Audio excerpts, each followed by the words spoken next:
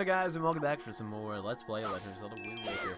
In the last part, we finished up the Tower of the Gods, and the King of Red Lions took us underwater for God knows what reason, but he did tell us to go inside this giant, ominous castle. So in this part, we're going to be going inside the giant, ominous castle. This giant, ominous tower without color. And we're going to find something quite amazing in here. Probably my favorite item in the entire game. Beautiful sight.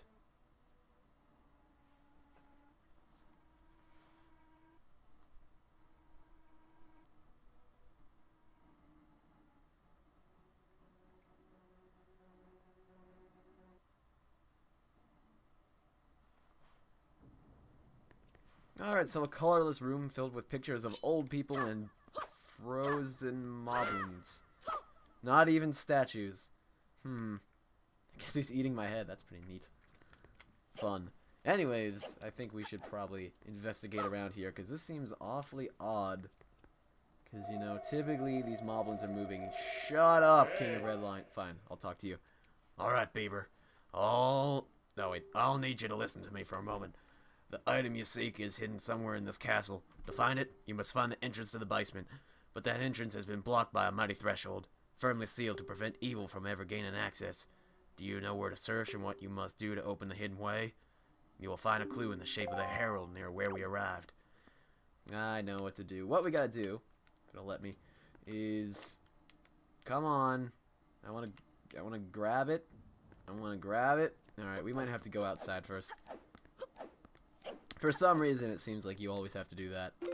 I'm going to switch where that boomerang is right now. Boomerang. Boomerang. That's not what it is at all. I'm going to go outside first, because it seems to trigger the puzzle if we go outside and look around, and everything's still colorless. But it looks very neat and mildly familiar. Intriguing.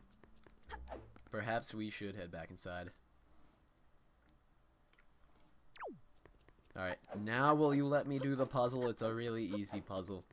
Alright, what we gotta do here is grab these stones and twist them into a position so that they line up on this Triforce on the floor. Of course, we don't know that this is the Triforce yet, but I'm pretty sure everybody knows what the Triforce is. At least I hope you do. Unless you've never played Zelda before for whatever reason. I don't know who you are and what your problem is, but... Go play Zelda. Why can I not grab this one? Oh, I think it... No, wait. I just grab... Why is this one, like, really touchy? I can grab it only at certain points, I guess. Alrighty. Neat. Oh, I guess it won't let you grab it straight in the middle. That would make sense, I suppose. Because it determines which way you're going to rotate it. And I think... this will get that one into that position, so all we need to do is get this last one onto the third triangle, which is not very difficult, because you can pretty much just move these things anywhere you want to, so... Granted, they rotate around a certain point, but you can change that point to be anywhere, so... Alright, I guess I'm trapped. Let's see. And one pool should secure me in the middle of this Oh, dang it! I was trying to get in the middle there and see if anything neat would happen. Oh well. We solved the puzzle, not very difficult. And with that, magical sparklies.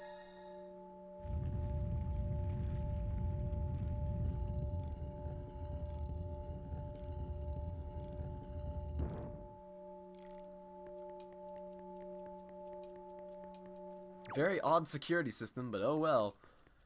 We've solved the puzzle, so let's head down here and get whatever the hell the King of Red Lions was talking about. I'm sure it's something completely marvelous.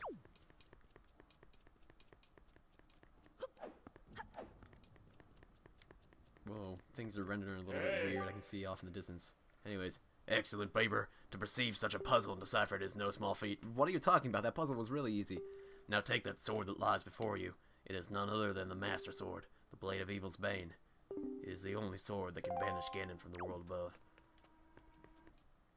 Alright, let's get this thing. Looks pretty sweet. Not very colorful, but pretty sweet.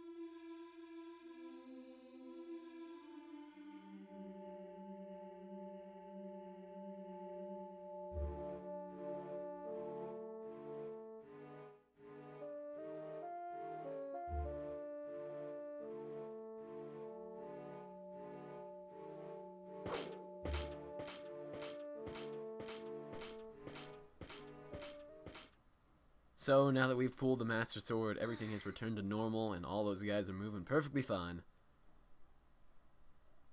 And everything's very colorful and very pretty now. Which is awesome. Although the Master Sword looks a lot shorter than I remember. Yeah, even Beaver's confused by that.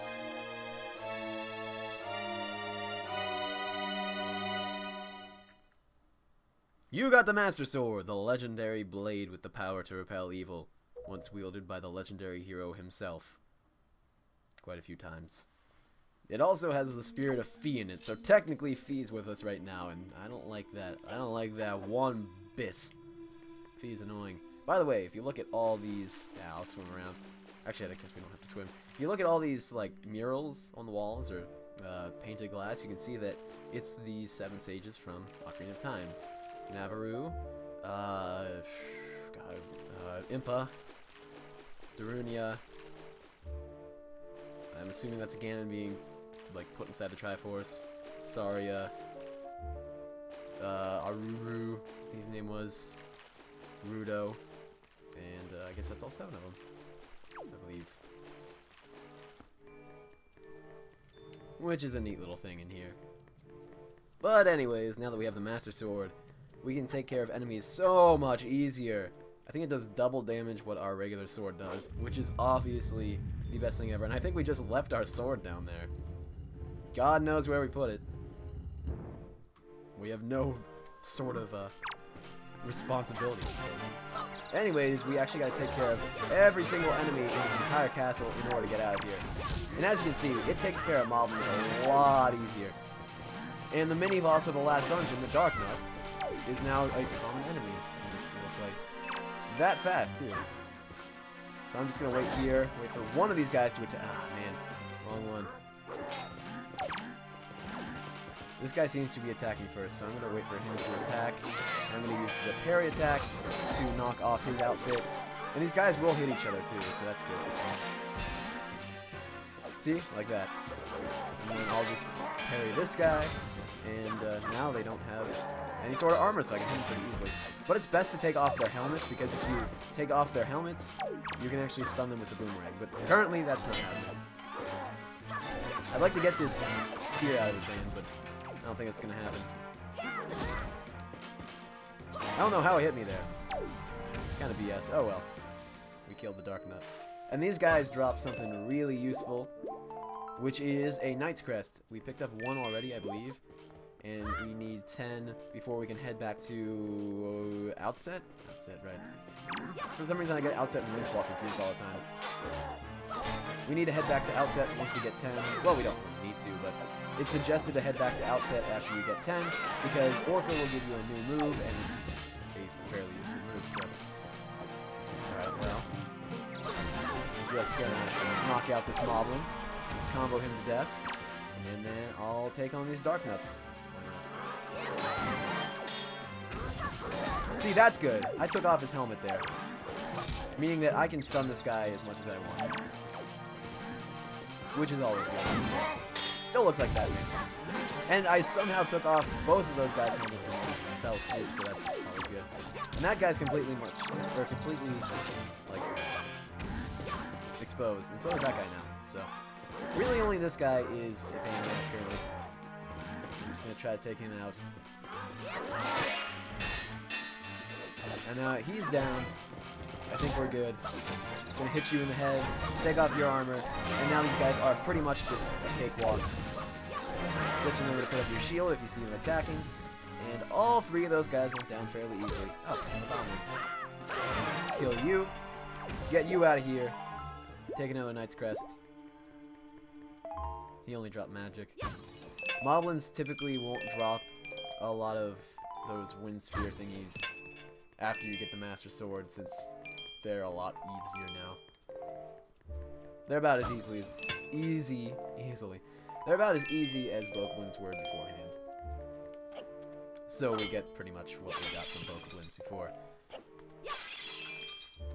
Anyways, I'm gonna head over here and kill this guy, because there's quite a few of these guys in the hallways. I think we killed all the Dark Nuts already. There might actually be 1 more, but I don't know. It seems like we killed all of them. I'm going to have to look after this episode because I want to get some Piece of Heart and some arrow upgrades. I'm going to look around for where those are. I know there's one upgrade that we actually have to get in order to progress through the game, and that's something that I kind of want to get first because that'll probably open up a lot of things, which is the ability to warp, pretty much. Also, we can get double magic at this point. All you need is the arrows to get double magic, the ability to warp around the sea. Let's see. No pun intended. And obviously quiver upgrades when we get at this point. I think. I'm really looking forward to the magic upgrade. I'm gonna go for that as soon as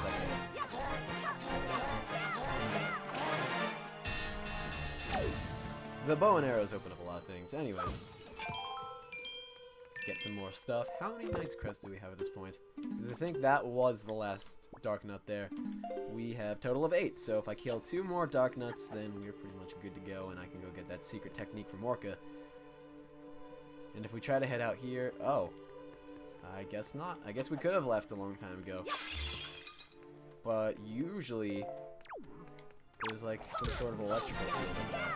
I could have swore there was an electrical field. Maybe it's on the other door, because you do need to head out to the other door at the end of the game.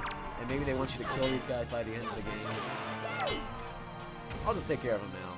They'll get me some money and some Knight's Crest, so why not? I mean, it's kind of a nuisance to take care of all of these guys. It's kind of a time waster. But it's fine. Plus it gets us a whole bunch of skull necklaces too, so. Always fun. I could definitely use a lot more rupees as well. Just have to throw that out there. 640 may seem like a lot, but in this game, it's not quite as much as I'd like. Anyways, ooh, one last Dark One apparently. Didn't even notice the fact that I just hit him. And he went down really easily there. Somehow blocked my attack. But his Moblin friend killed him, so... Oh man, I didn't mean to target you. I was trying to target Moblin so I could knock him out. I'm gonna try to grab his heart really quick here. And you're pretty much screwed, Mr. Dark Nut. Hate to break it to you. But your Knight Foo's not gonna really defend you against my awesome sword. You seem to forget I have the Master Sword now. And how great it is. Yeah, see that opened up 2 exits. And when I walked up to that other one, it didn't have the electricity over it. Odd. Anyways, we can leave now, which the exit is over this way, I do believe. So, let's get out of here. And it's gonna be, I should say, it's not quite. It's going to be quite a while before we get to the next dungeon, so. We're going to be doing quite a bit of stuff, maybe about 10 parts before we get to the next dungeon. Tons of fun. Lots of shenanigans on the sea. Alright, let's just get some rupees and some magic here. Yeah, this might be enough. I'll just chop down these bushes. Nothing there. Alright, well, whatever. Couple more rupees. That's always good.